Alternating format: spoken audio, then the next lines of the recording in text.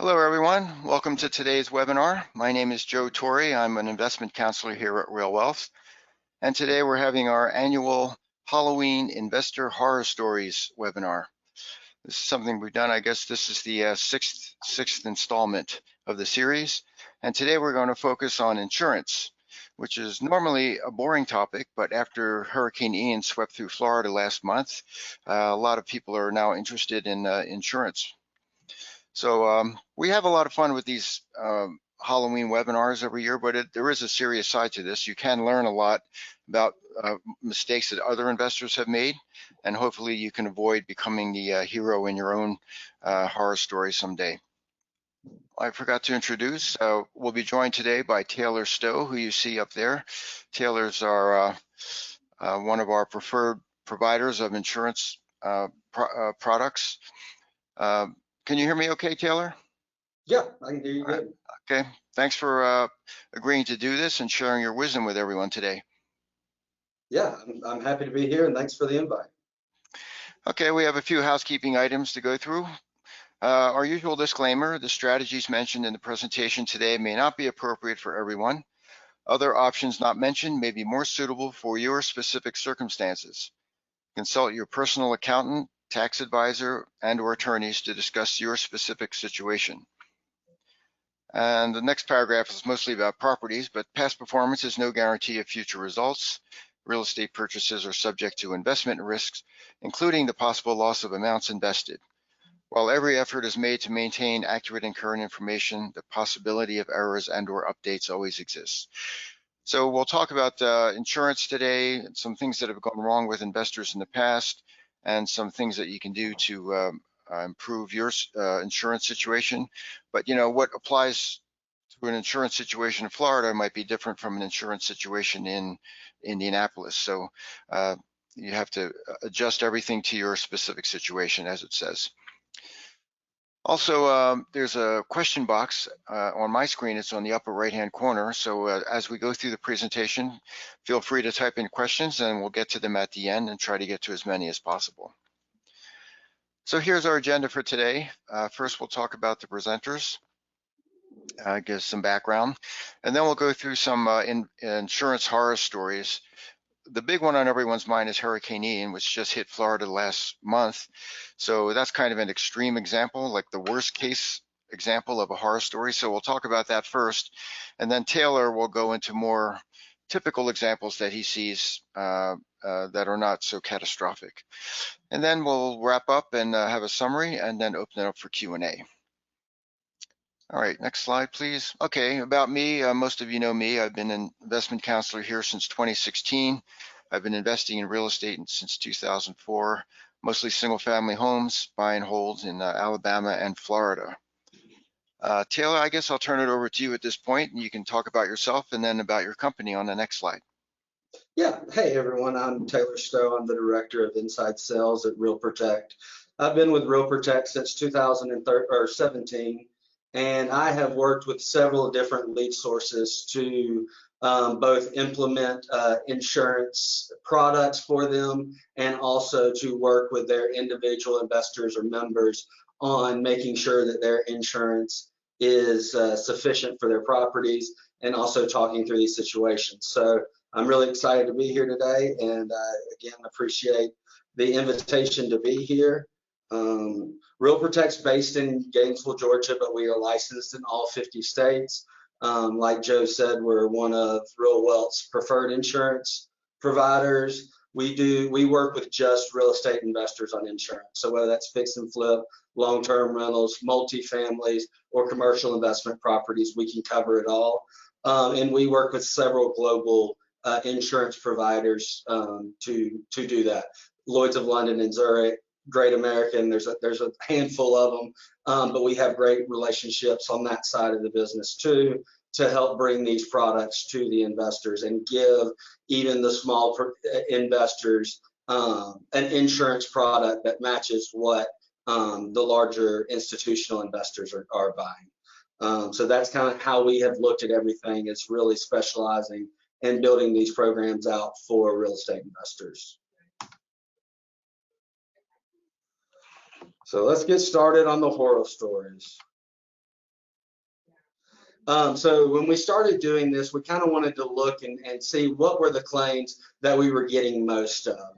And really, as we were looking at data over the course of a year, we found that 5 claim categories really make up for 72% of the total claims. So that's what we're going to be focusing on. Also, like Joe said, we're going to be focusing on Hurricane Ian, since that just hit, and we'll kind of start there to start the conversation.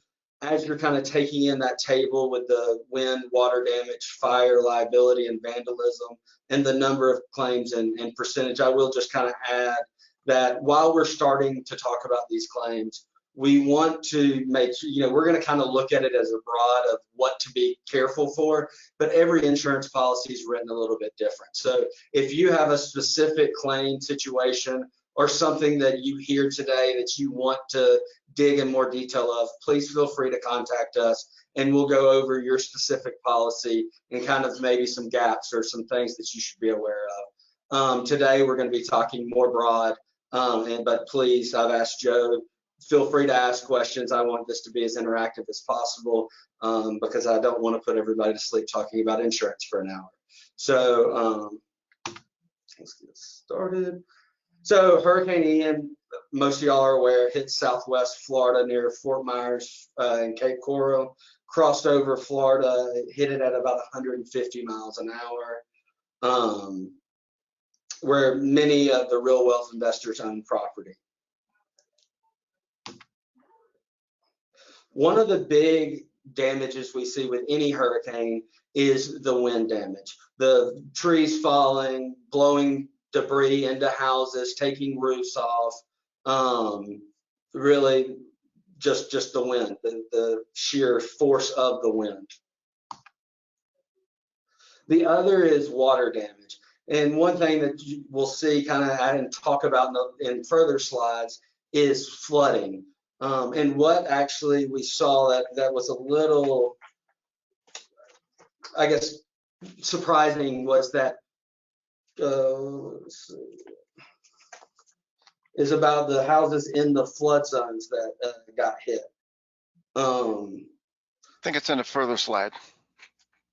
Yeah, we'll get to that. But so the water damage. So a lot of that's from flooding, from a roof coming off, and the water actually getting inside the house.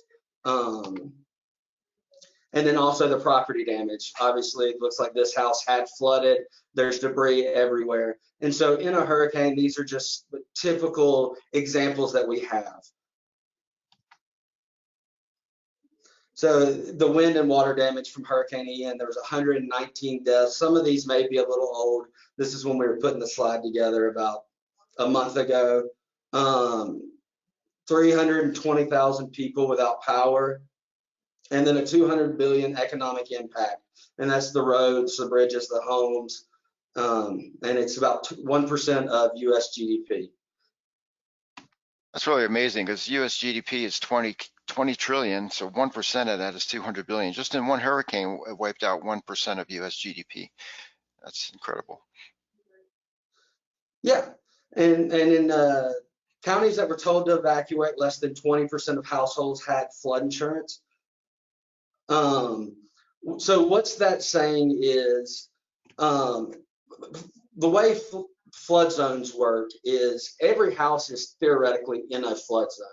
What your lender is going to require you to carry flood insurance on is if you're in a 100-year flood zone. So every 100 years, there's going to be about enough flood that floodwaters rise and get in the house. What we're seeing now with environmental changes is that we're having more and more flood occurrences that hit houses that are outside of that 100-year floodplain that aren't required to have flood insurance. So one thing that I really would advise everybody to do is you can pull up a FEMA flood map online.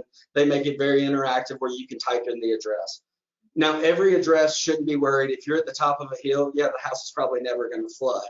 But you may be outside of that 100-year flood zone, but right next to a creek or water that would have the chance to flood. So there's a possibility if you do live in one of those zones that you would want to look into that and see, okay, my lender's not going to require me to have flood, but maybe I, just so I can sleep better at night, can have flood. You know, when a big event like this hits, you know, obviously insurance is in place to help people rebuild what they have. And people without insurance, I mean, when a big event like this hits, can be left, you know, to fend for themselves. We've gotten 40 claims so far that have come from Hurricane Ian. So I feel like that's not all the ones that possibly will come down the road. And none of them so far are RealWealth members. Lucky. So some of the horror stories that we're hearing coming out of this is the property damage and the loss of tenants. So the property's damaged, the tenant can no longer live there. So they're having to, you know, put the tenant up in a hotel. And a lot of investors are curious of whether, you know, their policy would cover to put the tenants up, or if there's just coverage from the loss of rents that they are losing, and that way they can still make the mortgage payment. Also, just the time that it takes to get people in the house. You've got a large disaster area like this. You know, it's not easy always to get everybody in the house and making the repairs that need to be done. The backlog, I mean, just the sheer volume of roofs that they're looking at right now. And then again, the tenants leave the area, I mean, just because they're trying to find a local hotel. So that's kind of the stuff that we're seeing right now out of Hurricane Ian and what some of our investors are dealing with. That's really bad when you have no roof and then you call the roofer and the roofer says you're the 50th person to call because nobody has a roof, and they're not going to even be able to come out to see a roof for a month, let alone when they're going to have time to fix it. So everything gets backlogged. And so the fact that you have insurance will eventually pay for it, but in the meantime, there could be a long delay before you get the property fixed. Yeah, absolutely.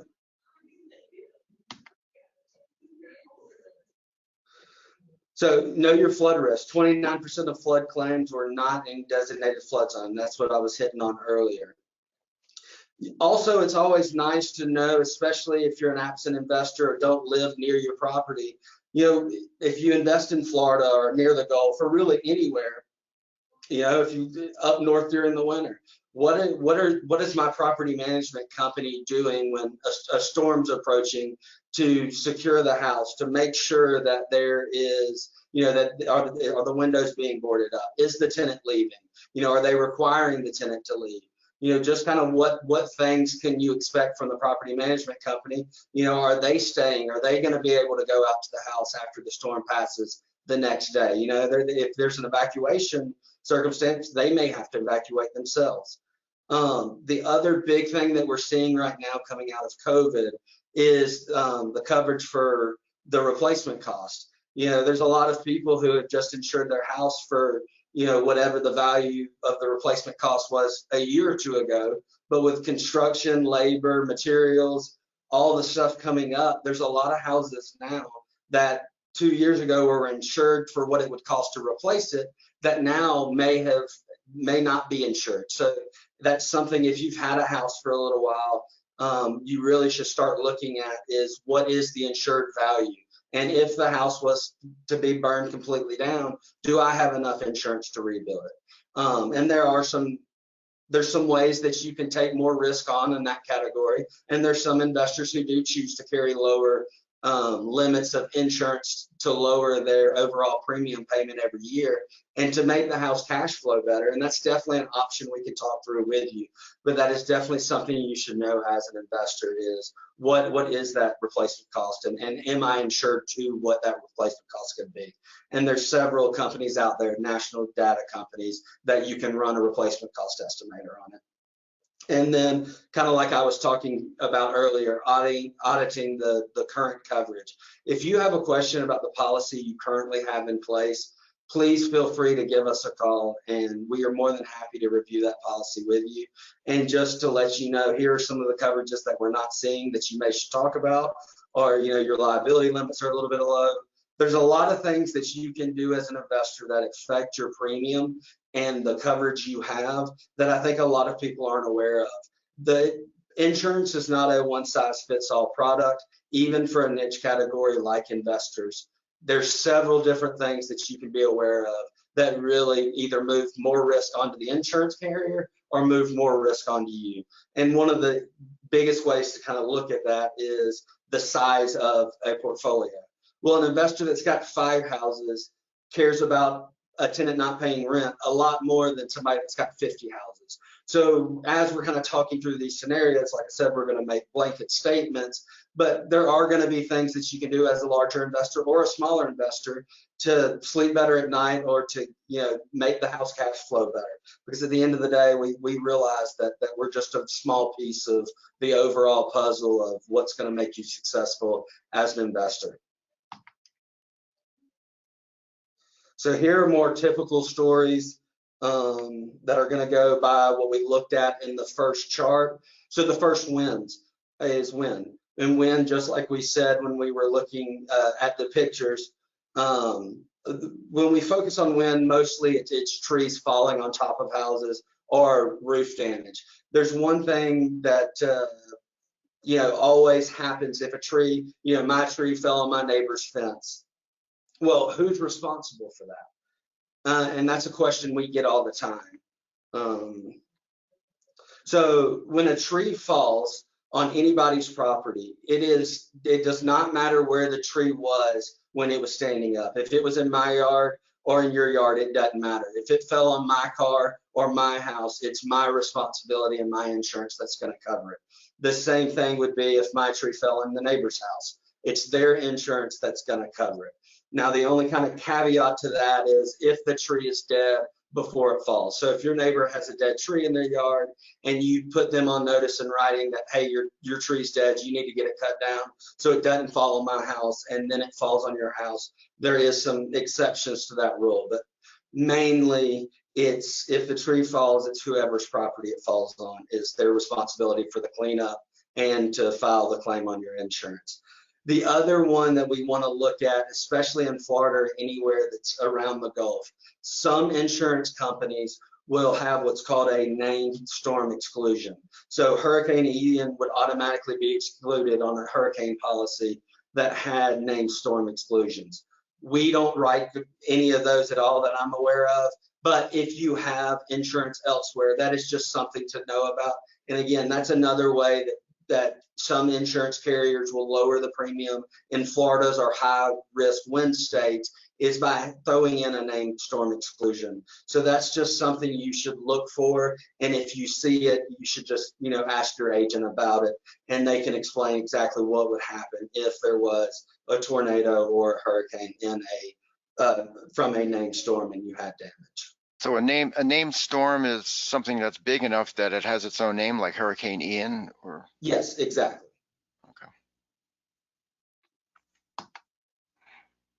Okay. And the next one is water damage. And a lot of this is the house has a leak, which caused standing water in the house, and the water had to be shut off at the street level. So the city has deemed the house uninhabitable and the tenant had to move out. So we have several different things that are going on in this one scenario. You had a water leak, but now there's no longer a tenant in there. Again, the tenant had to move out. So how is the overall policy going to respond? Water damage from leaking pipes is typically covered on a policy as long as the temperature is maintained inside the house to 55 degrees or the water's drained if the power's off. So obviously a lot of the water damage comes from leaking pipes, from frozen pipes. So the insurance carriers just want to make sure that you don't have a vacant house sitting there with the power off, that there was a leaking pipe, and all of a sudden there's all the damage that arises from that. Typically, as long as those two things are met, the water damage from a leaking pipe would be covered. Also in this scenario, we had the tenant had to move out because the house was uninhabitable. This is a situation where if you had loss of rents coverage, this is what loss of rents is designed to cover. When you have a claim that's covered by the policy that leaves the house uninhabitable, you get the loss of rents for up to 12 months. Depending on the policy, sometimes it's 6 months, but on our policies, it's whatever you declare, the monthly rent for up to 12 months.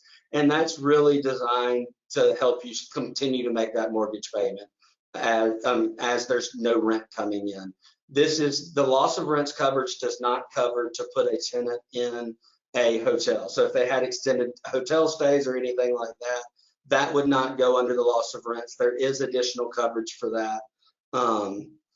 And then the backup of sewer and drains. This is another kind of additional coverage that I think goes with water. Maybe not necessarily for this example, but the backup of sewer and drains would be, you know, anything coming back from the sewer and drains into the house and causing significant damage. So you still, in any of these scenarios, would have a deductible.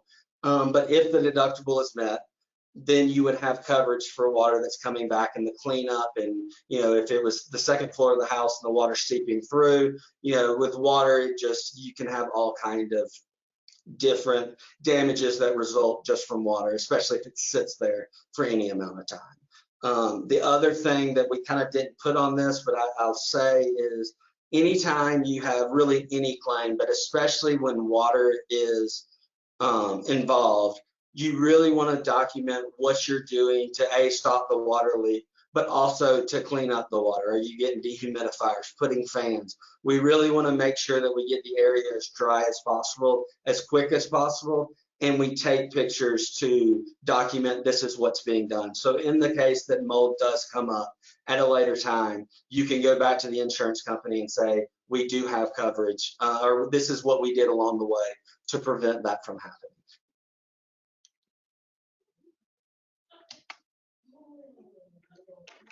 Okay, the next story is a fire story. The tenant was burning incense on the first floor and went upstairs. She smelled smoke, ran downstairs, and found the house engulfed in flames. The fire department put the fire out, and the first floor required a complete gut rehab. So on fire, or with any claim, this was an accident. Just because the fire, you know, yes, the tenant started the incense and left them, and then you could argue whether that should have happened or shouldn't have happened. At the end of the day, the fire happened. When you have a fire in one of your houses, obviously you want the fire department to get there as quickly as possible. They're going to put it out. There's going to be a lot of damage that the fire department does to the house while they're fighting the fire that would also be covered under the policy. So really what insurance looks at when you have a claim is what was the initial cause of the claim. And so if that's covered, then all the damage because of the claim is also covered. So in this example where you had a fire, it was an unintentional act, so the fire is covered. But also, you know, the water, the busting out the windows, anything the fire department did is would be covered by a claim. And if you look back at that chart that we had, fire is a very high risk for an investor. Most of those come from kitchen fires, so cooking fires. One thing that we recommend to all of our investors is require your tenants to cover or to carry a renter's insurance policy. When a renter, if a renter would have had an insurance policy in this place, the claim possibly would have been covered by their policy and never hit your policy. At any time, if there's another policy in place that can respond to the claim first, which would be the insured's renter's policy, that's what you want to happen, because then you don't have the claim under your policy. What everybody's worried about is, well, what happens when the tenant doesn't have renter's insurance? Would the policy still be covered? Would the fire still be covered? Absolutely, it would be. But this is just a place that you can move a little bit of risk from yourself to the tenant for damage that they have because of a fire. Joe, I'll stop there. Any questions or anything that you can see so far? No, it makes sense. What do you think about fireplaces? Should investors allow fireplaces in their properties? Yeah, we really don't see too much with the fireplaces. Usually it's coming from a kitchen fire. We don't have any recommendations one way or another. Obviously, you know, without having a fireplace would probably be a little bit safer.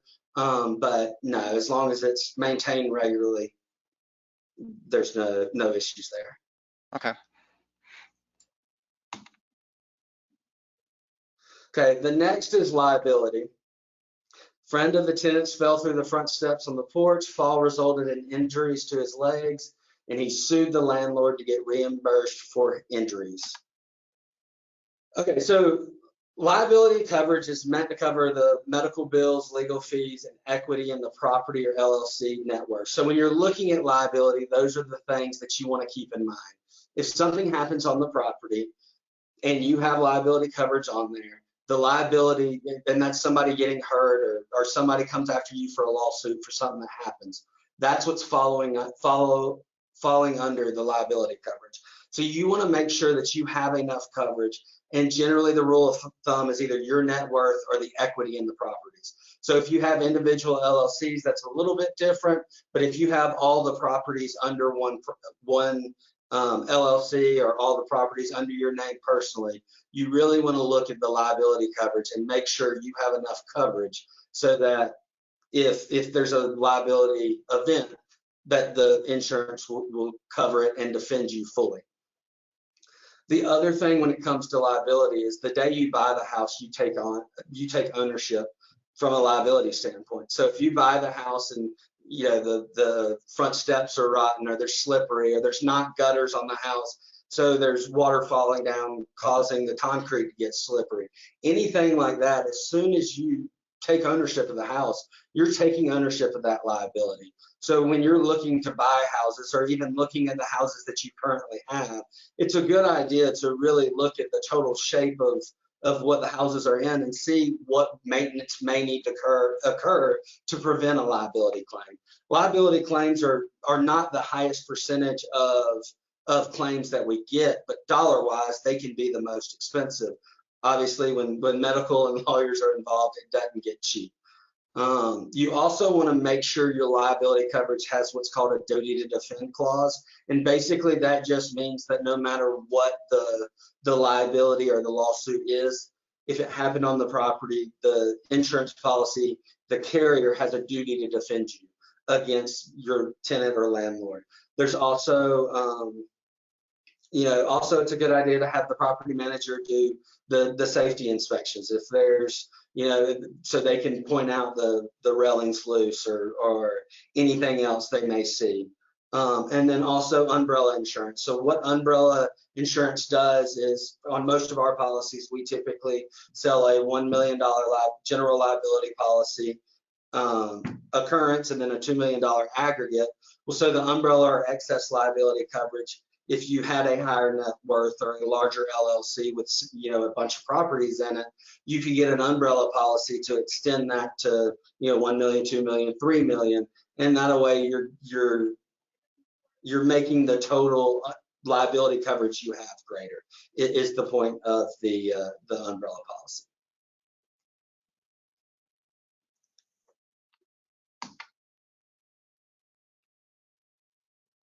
Okay, and so this is a vandalism one, and this is a tenant evicted tenant was disgruntled and broke windows and the back door from the outside. I think this was after the tenant had already been evicted. So the repairs could not be paid from the security deposit because they couldn't prove the tenant did it. Insurance policy didn't cover willful damages by the tenant.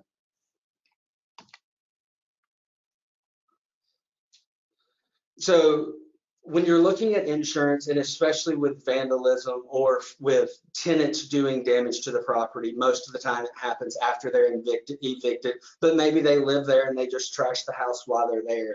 So there's a new product, fairly new product out there that's called tenant legal liability. And what that does is that provides you coverage as the landlord if the tenant skips rent or vandalizes the house and you have to make repairs because of that. That is something that loss of rents typically would not cover unless the vandalism was covered by the policy. And really, when we see vandalism most often is when the houses are vacant. So if you have a long turnover between tenants, or if the house sits vacant at any time, you really want to know what that vacancy clause is. Most of the times after 60 days on a policy, vandalism and malicious mischief are excluded from the policy. So again, if you're going to have an extended time that it's vacant between tenants, whether that's to do a little bit of rehab work. That's something that we have other policies designed to cover the property during that time period, whether it's a builder's risk endorsement for the work that's being done, or maybe it's just being vacant for a while because you have another lease or somebody you're looking to put in the house, or you're looking to sell it. And then there's vacant property policies. So on the vandalism front, you really just want to know what that vacancy clause looks like. And that way, you know when to respond. You know, if you're coming up on that 60-day window, it's probably time to start talking to your insurance agent about what you can do to properly insure it and make sure you don't lose that vandalism coverage. Because like I said, when the house is vacant, that's when we see them the most.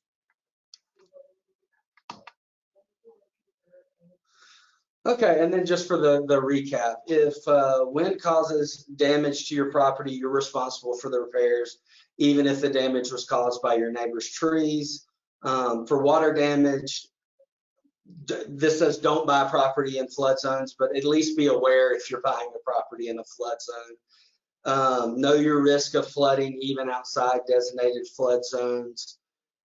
We can look those up if anybody has any questions about what flood zone your house may be in, or if there's water nearby, or how close the 100-year flood zone is to your property.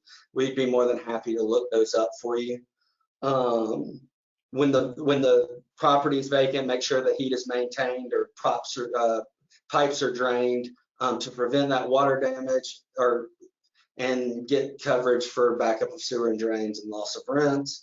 And then for fire, and this is really anything, it's a good idea to have your tenants carry the renter's insurance to prevent claims against your own policy. It's not that your policy wouldn't respond, but the renter's insurance is always a good idea. And then from a liability insurance, you want to cover worst case scenario on liability, damaged medical bills, whatever the claim you think may come up, that's what you want to insure for. And again, that's looking at your net worth and the total value of the assets in the LLC or under your name. And then for vandalism, make sure you have the vacancy clause for the first 60 days. And if you get over 60, get a vacant property policy, and also consider getting tenant legal liability policy for tenant damages.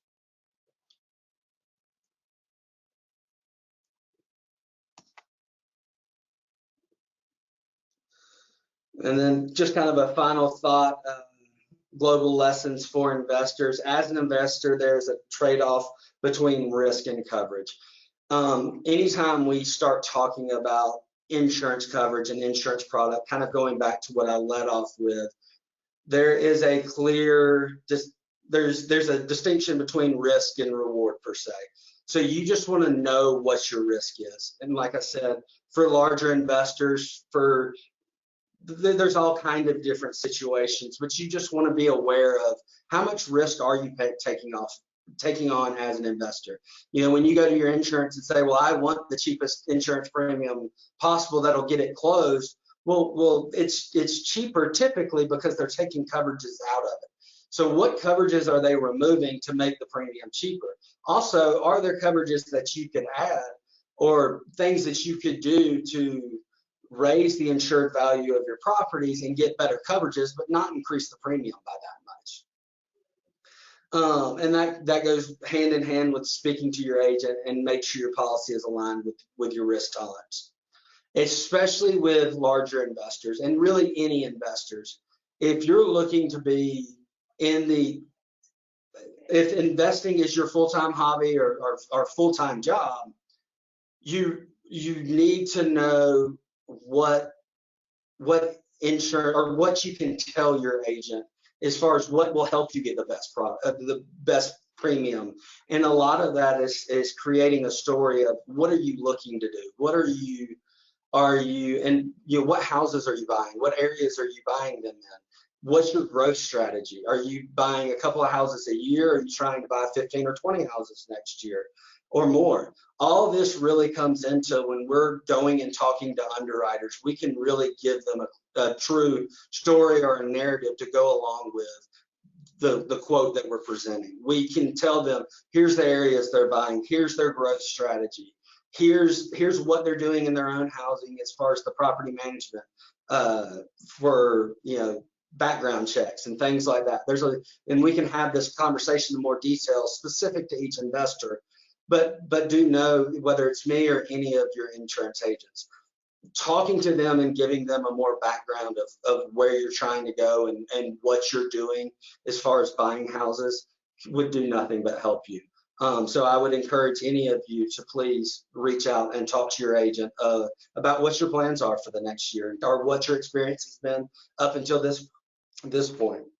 And also, every policy has exclusions that change the language of the base policy, and every claim is going to be adjusted for the exact language of the policy at that time.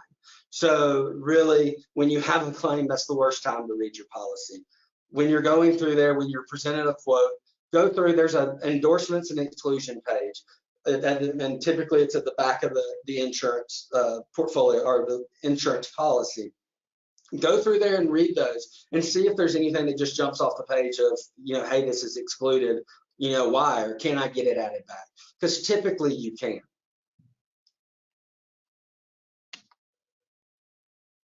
And with that, I will leave any questions that anybody has. All right, well, thank you very much, Taylor, for that presentation. It's a lot of scary things that can happen out there with property, but if you're covered, I guess it's okay.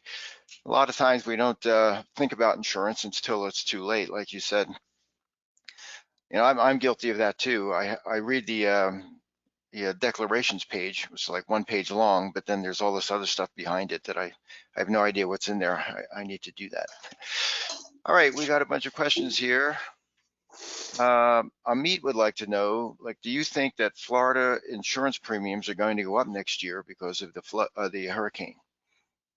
I don't think it's just because of the hurricane, but absolutely rates in Florida are going to go up next year.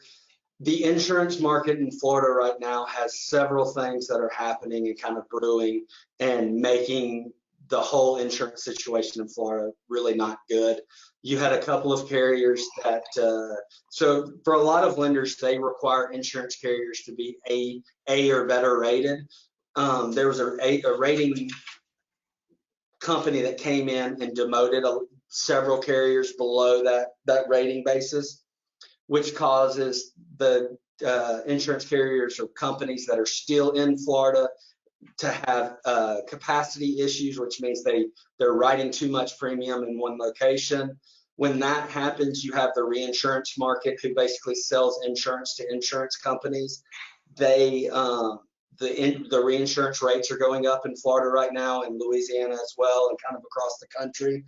So, I mean, I don't think it's just because of Hurricane Ian, but yes, in Florida, insurance is on a choppy place right now, and I definitely expect rates will be going up, I would say pretty much across the board over the next year. Can investors confidently assume that they're going to be able to get insurance in Florida? It's yes, we're trying to find more markets. Right now, the best thing to do is to go to local insurance agencies in Florida for those risks, because there's not a lot of markets that are willing to write in Florida. And what a lot of people are having to do is to go to Citizens, which is the Florida state-run government. And I read somewhere that they had before 2022, they had like 700,000 houses on their program, and now they're well over 1 million. So as they grow, obviously that's backed by the state of Florida, so they're kind of as a last resort. But I think that's who is taking on a lot of the extra risk right now in Florida. So it's called Citizens, and it's backed by the state of Florida? Yes. Okay, interesting. All right, Sharon would like to know if your tenant can't afford to have renter's insurance, does it make sense for the landlord to carry the renter's insurance for the tenant on the tenant's behalf?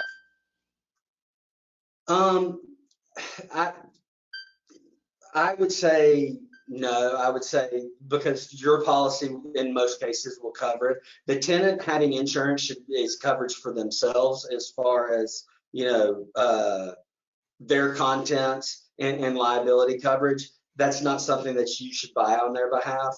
But definitely that's something to know going in.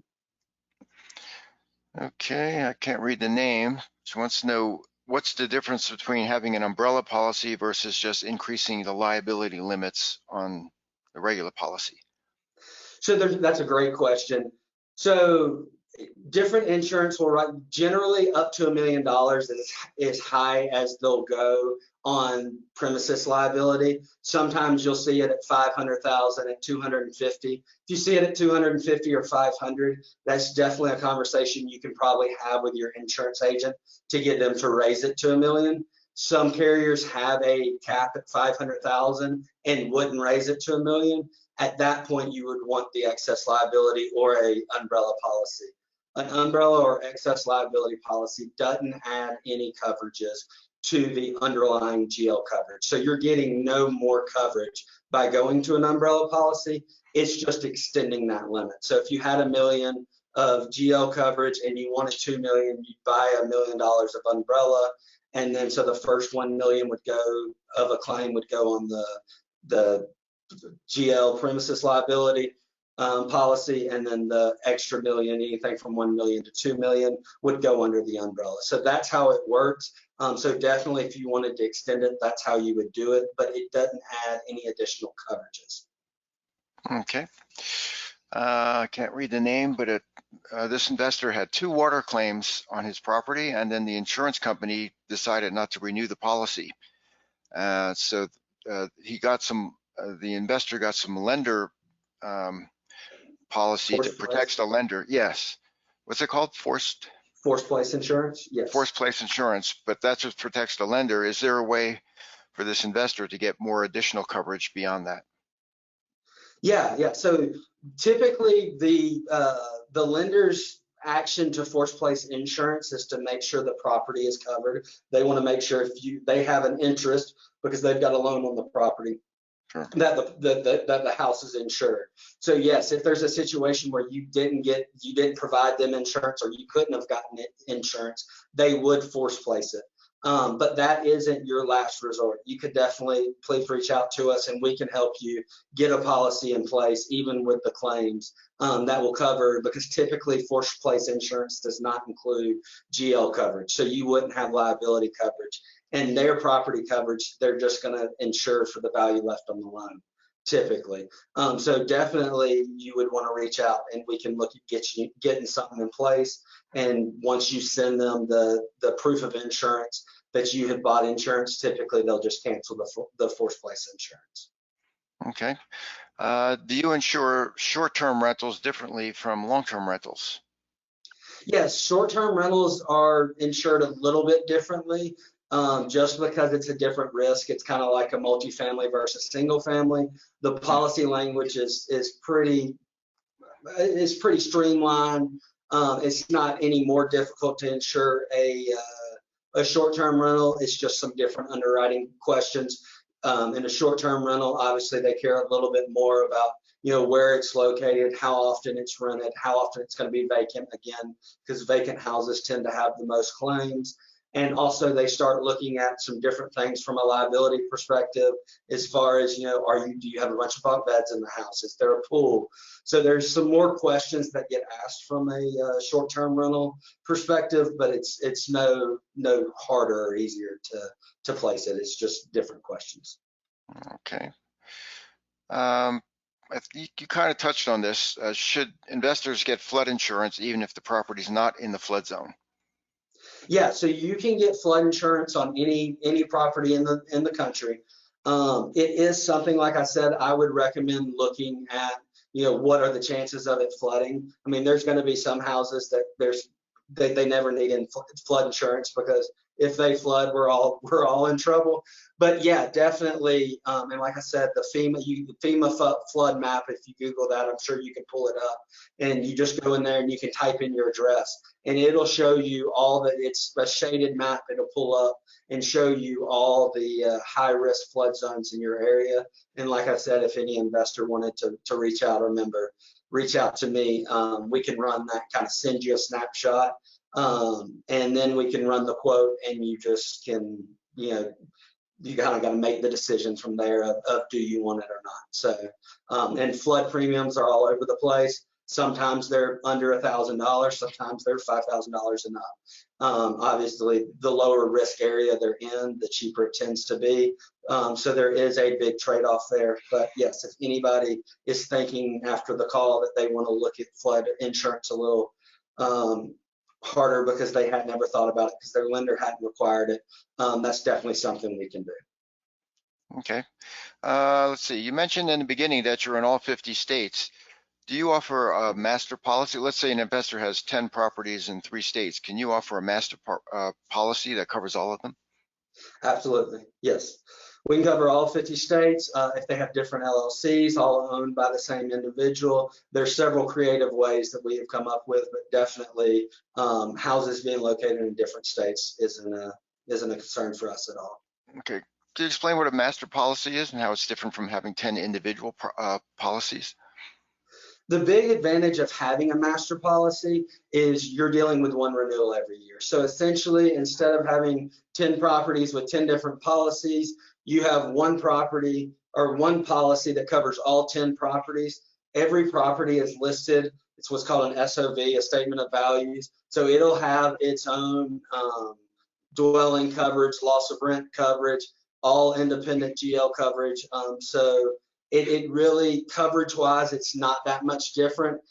As an investor is growing, it really can help. It can be a time-saving tool as far as not dealing with insurance constantly. You also could at any time run a list and get a list of all 15 houses, 20, however many you may have.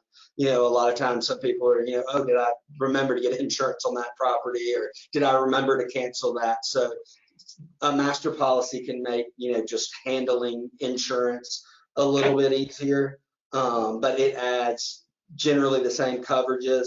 A master policy can be, a master policy is really beneficial for houses in higher risk areas. Let's say if you had a couple of homes in Florida, but then the rest of your homes are in Atlanta, Nashville, some other spread of risk.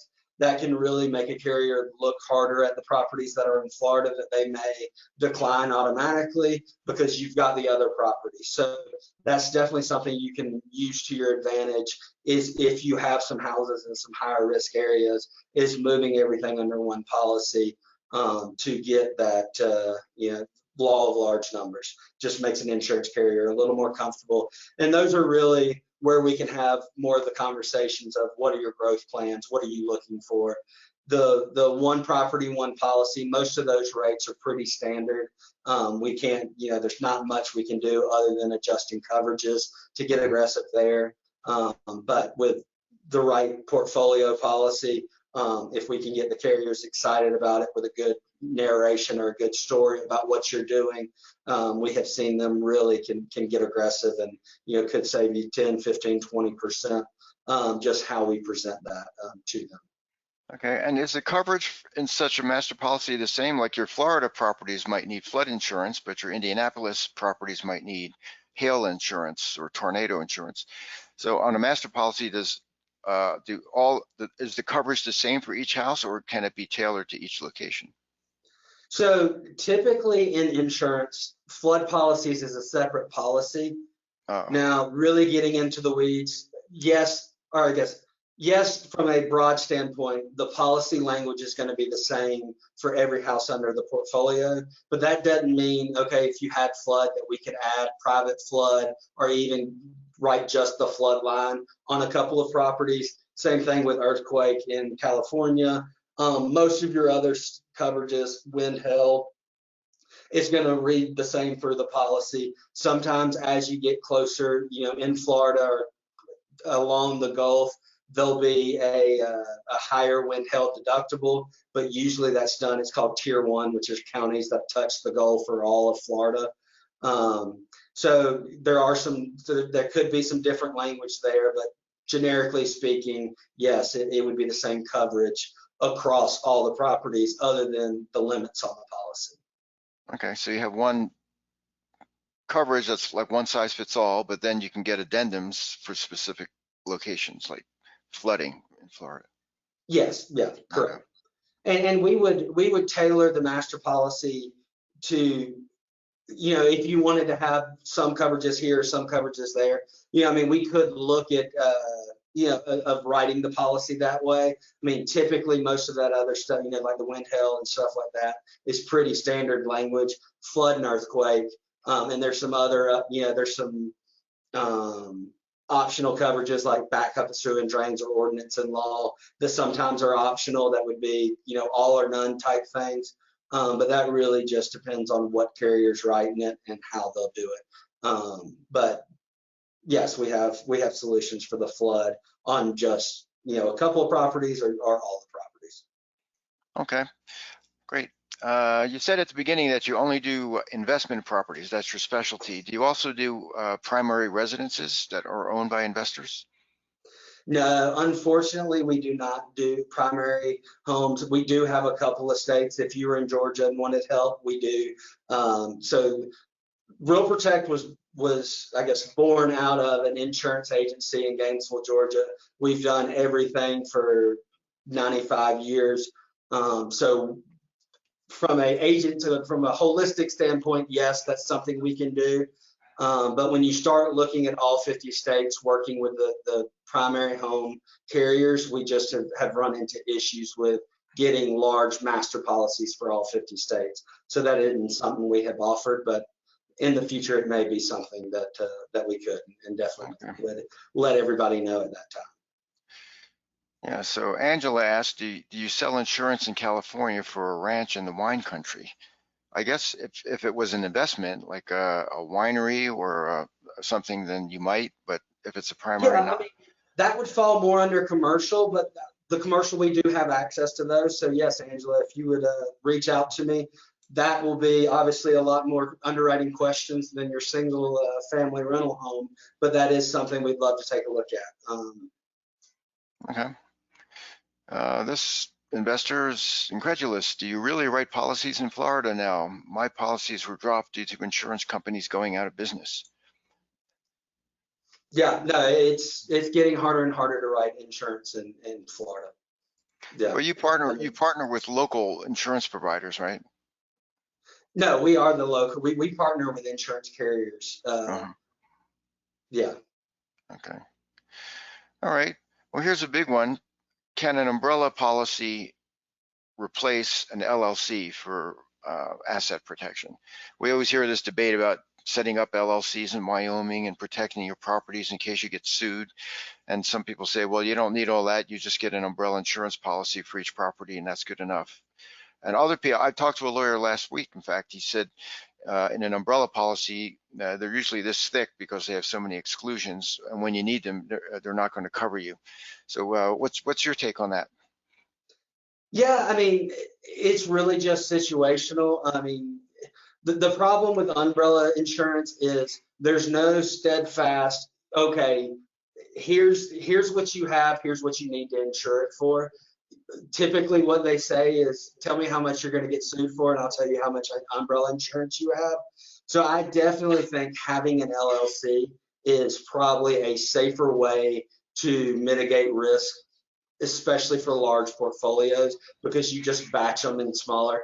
And if you have, 5 or 6 houses in an LLC, well, you probably don't have enough equity in that LLC to go over the $1 million of liability insurance that's currently on each property. So in that standpoint, you would have enough coverage. But yeah, if you had an LLC with 30 properties, 40 properties, I mean, there's also a situation where you could have liability insurance or have an umbrella policy and also have them under an LLC. So I think more you could look at, if you want the most protection, it's, could I do both of them versus doing one or the other? Like you kind of said, I think you could make arguments both ways. But I think, kind of having both of them would be, the best place to sleep at night. But again, that's the cash flow, that's the risk analysis. And it really just, I mean, every situation, it would be a little bit different there. I'm sure there's no one size fits all. Some people would do better in an LLC and some people would do better with an umbrella. And then we have several investors that, have hundreds of houses with us that have both, have huge excess liability lines. So Really, that's just, I mean, that's something we could dig in with your members on a, situational scenario, not necessarily broad stroke. This is what you should do. Right. Okay, great. So it sounds like you should have both. That's the best way.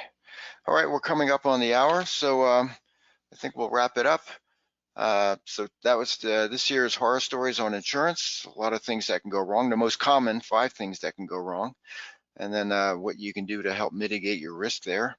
And if you need any more information or have specific questions, you can just email Taylor at Taylor Stowe at RealProtect.com. Some of the questions that we got here were very specific to one person's situation, and it didn't apply to everybody. So that's really a conversation that should be taken offline with Taylor for your specific house. So with that, we'll wrap it up today. Thank you, Taylor, for sharing your wisdom with us. And everyone else, thanks for attending, and hope you enjoy the rest of your day. Goodbye. Thank y'all for having me. Have a good one.